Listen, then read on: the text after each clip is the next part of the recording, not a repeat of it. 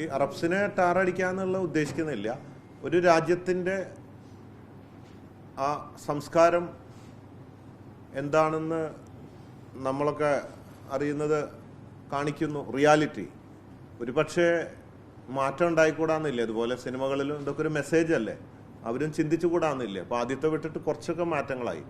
ഇപ്പോഴും തലറുത്ത് കൊല്ലുന്ന സംവിധാനങ്ങളും, അല്ലെങ്കിൽ ഇവിടെയൊക്കെ നമ്മുടെ ജനാധിപത്യ രാജ്യത്ത് വക്കീലും അല്ലെങ്കിൽ വാദങ്ങളും കാര്യങ്ങളും അതിൻ്റെ സ്വാതന്ത്ര്യങ്ങളൊക്കെ ഉണ്ട്. എനിക്ക് പല അനുഭവങ്ങളും അവിടെ എനിക്ക് അറിയുന്നവരുണ്ട്. കോടതിയിൽ അതായത് ഒരു സ്പോൺസർ എന്താണ് എഴുതി കൊടുക്കുന്നത്, അവിടുത്തെ ഒരു ഡ്രൈവറെ കുറിച്ചോ അവിടുത്തെ ഒരു വേലക്കാരൻ കഴിഞ്ഞു കഴിഞ്ഞാൽ അതൊക്കെ ഒരു അടിമകളെ പോലെയാണ്. അതൊക്കെ സത്യമായിട്ടുള്ള കാര്യമാണ്. മനുഷ്യർ ഇപ്പോൾ പല രാജ്യത്തും മലയാളികൾ പോയി വർക്ക് ചെയ്യുന്നുണ്ട്. അവരോടുള്ള സമീപനവും കാര്യങ്ങളൊക്കെ വ്യത്യാസമാണ്. ഇവിടെ ഇതൊരു അടിമകളെ പോലെ വാങ്ങുന്ന പോലെയാണ്.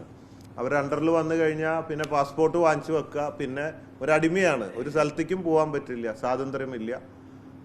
തെറ്റിക്കഴിഞ്ഞാൽ കളവാണോ എന്താണോ അവർ എഴുതി കൊടുക്കുന്നത്, ആ സ്പോൺസർ എഴുതി കൊടുത്താൽ അത് FIR ആവും. ആ FIR കഴിഞ്ഞാൽ കോടതിയിലെത്തുന്ന വിധിയും അത് തന്നെ. ഭൂരിപക്ഷം പഠിച്ചു നോക്കിയാൽ കാണാം, വിധി സ്പോൺസർ പറയുന്നതാണ് ജഡ്ജ്മെൻറ്റ്. അത് വിട്ടിട്ട് വാദിക്കാനോ അവിടെ വെരി എക്സ്പെൻസീവ് അഡ്വക്കേറ്റ്സ് ഒക്കെ ഇവിടുത്തെ പോലെയല്ല. അറബിയിൽ എന്തൊക്കെയോ പറയും, ട്രാൻസ്ലേഷനൊക്കെ ഉണ്ടെന്ന് പറയും. നമ്മൾ മനസ്സിലായാലും ഇല്ലെങ്കിലും പ്രതി നിന്നിങ്ങനെ തലയാട്ടിക്കൊണ്ടിരിക്കും, അവിടെ എഴുതിക്കൊണ്ടിരിക്കും. തീരുമാനമാണ്. അല്ലാണ്ട് വാദിച്ച് ജയിച്ച് ഇവിടുത്തെ പോലെ നല്ല വക്കീലിനെ വെച്ച് അതിൻ്റെ പോയിന്റ്സിലേക്ക് കടന്നിട്ട് ആർഗ്യ ചെയ്തുകൊണ്ട് ഫൈറ്റ് ചെയ്തുകൊണ്ട് നിരപരാധിത്വം തെളിയിക്കുന്ന സംവിധാനങ്ങളൊക്കെ കുറവാണ്. തീർച്ചയായിട്ടും ഓരോ രാജ്യങ്ങളിലും ഓരോ കാലഘട്ടത്തിലാണ് പല മാറ്റങ്ങൾ വന്നിട്ടുള്ളത്. എന്നതുകൊണ്ട് തന്നെ വൈ നോട്ട് നല്ല മെസ്സേജുകൾ കൊടുക്കുക, റിയാലിറ്റി. ഇനി അതിന് വേണ്ടി ചെയ്യുന്നതല്ല ഇത് അബ്ദുൾ റഹീമിൻ്റെ കഥയാണ്. അതിലൊരുപാട് മെസ്സേജുകളുണ്ട്.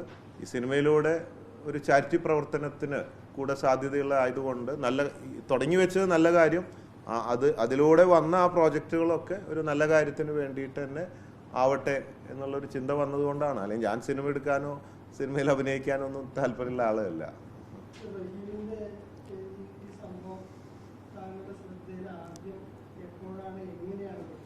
ഞാൻ രാവിലെ സാധാരണയായിട്ട് ദിവസം കക്കൂസയിലിരുന്ന് പത്രം വായിക്കും, ഒരു കുപ്പി വെള്ളം ഒഴിക്കും. ഇതാണ് എൻ്റെ തുടക്കം. അത് പതിവായിട്ടുള്ളതാണ്. അങ്ങനെ ആയാലേ നമ്മുടെ പരിപാടികളൊക്കെ നടക്കുകയുള്ളൂ. അതൊരു ശീലമായിപ്പോയി. അപ്പോൾ അങ്ങനെ ഇരിക്കുമ്പോൾ പത്രം വായിക്കുമ്പോഴാണ് ഇതിൽ കണ്ടപ്പോൾ പെട്ടെന്ന് ഞാൻ ഈ കുവൈറ്റിൽ ഇങ്ങനെ ഒരു കുറ്റം ചെയ്യാതെ ഒരു ദിവസം പോലീസ് സ്റ്റേഷനിൽ ഇരുന്ന് ഇതാണ്. അപ്പോൾ അങ്ങനെ ഒരു സംഭവം ഉള്ളത് കൊണ്ട് നമുക്കതിൻ്റെ വേദന അറിയാം. അപ്പോൾ ഞാൻ നോക്കുമ്പോൾ ചുരുങ്ങിയ ദിവസങ്ങളേ ഉള്ളൂ ഇനി അദ്ദേഹത്തിന്. അപ്പോൾ ഞാൻ നോക്കിയപ്പോൾ വിളിച്ച് ചോദിച്ചു അവരുടെ ഇതൊക്കെ ആയിട്ട്. അപ്പോൾ 2,40,00,000 രൂപ ആയിട്ടുള്ളൂ. അപ്പോൾ ഇത്രയും ഡിഫറൻസിൽ ഇത്രയും ദിവസങ്ങളുള്ളൂ. അപ്പോൾ തീരുമാനമാണ് അബ്ദുൾ റഹീം വധിക്കപ്പെടും എന്ന് ഉറപ്പായി. അപ്പോഴാണ് ഞാൻ കുറച്ചിങ്ങനെ എല്ലാ ജില്ലയിലും നമ്മുടെ ബോച്ചെ ഫാൻസ് ചാരിറ്റബിൾ ട്രസ്റ്റ് അംഗങ്ങളെയൊക്കെ വിളിച്ചു. അവർ ധൈര്യം വന്നു, ഇറങ്ങുക തന്നെ. നമ്മൾ പലതും ചെയ്തിട്ടുള്ളതല്ലേ. ഈ കാസർഗോഡ് ടു ട്രിവാൻഡ്രം ഇത്ര 812 കിലോമീറ്റർ ഓടാൻ ആ സമയത്തും പലരും എന്നെ നിരുത്സാഹിപ്പിച്ചു. ഇതൊക്കെ നടക്കുന്ന കാര്യം ഈ ചൂടത്ത് മാർച്ചിലും ഏപ്രിലൊക്കെ.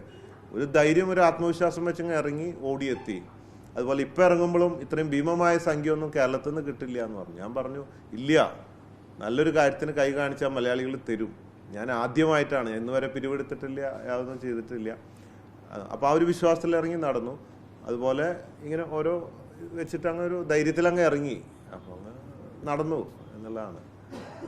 നമ്മൾ ആത്മവിശ്വാസത്തിൽ നല്ല കാര്യത്തിന് ക്ലിയറായിട്ട് ഇറങ്ങിയാൽ അത് വിജയിക്കും എന്നുള്ളൊരു വിശ്വാസമാണ്.